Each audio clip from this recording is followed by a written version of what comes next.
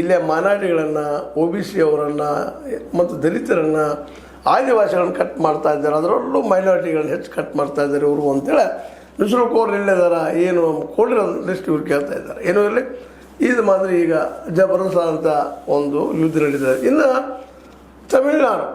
ತಮಿಳ್ನಾಡಿನಲ್ಲೂ ಸಹಿತ ಅಲ್ಲಿಯೂ ಏನಪ್ಪ ಅಂತಂದ್ರೆ 234 ಸೀಟ್ಗಳು ಬರ್ತಾವೆ, ಅಲ್ಲೇ ಕ್ಷೇತ್ರಗಳಿದ್ದಾವೆ. 2021 ಅದರಲ್ಲೇ ಸರಳ ಬಹುಮತ 118 ಆಗಿತ್ತು ಐತಿ. ಆದರೆ ನಮ್ಮ ಸ್ಟಾಲಿನ್ ಅವ್ರ ಡಿ ಎಮ್ ಕೆ ಏನಾಗಿತ್ತಪ್ಪ ಅನ್ನೋ ಸಂದರ್ಭದಲ್ಲೇ 133 ಕ್ಷೇತ್ರಗಳು ಗೆದ್ದು, ಎಷ್ಟು 133 ಕ್ಷೇತ್ರಗಳು ಗೆದ್ದು ಅಣ್ಣಾ ಡಿ ಎಮ್ ಕೆಯನ್ನು ಸೋಲಿಸಿ ದ್ರವಿಡ ತತ್ವ ವರ್ಸಸ್ ಹಿಂದುತ್ವ ಇತ್ತಲ್ಲ, ಹಿಂದುತ್ವಕ್ಕೆ ಅವಕಾಶ ಸಿಗದಂಗೆ ಮಾಡಿ ಟಿ ಎಮ್ ಕೆ 133, AIMDMK ಅದು 66, ಕಾಂಗ್ರೆಸ್ 18, ಮುಂದೆ ಆಮೇಲೆ ಏನಪ್ಪ ಅಂದ್ರೆ CPI 2, BJP 2, PMK 4, ಮುಂದೆ VCK 4. ಈ ರೀತಿಯಾಗಿ ಅಲ್ಲಿ ನೋಡುವಂಥದ್ದು.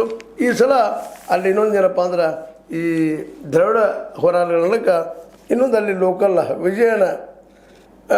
ವಿಜಯನ್ ಅನ್ನುತ್ತಿರುವಂತಹ ಹೊಸದಾದಂಥ ಒಂದು ಪಕ್ಷವನ್ನು ಹುಟ್ಟಾಕಿದ್ದಾರೆ ಅವರು ಅಲ್ಲಿ ತಮಿಳಿಂದು.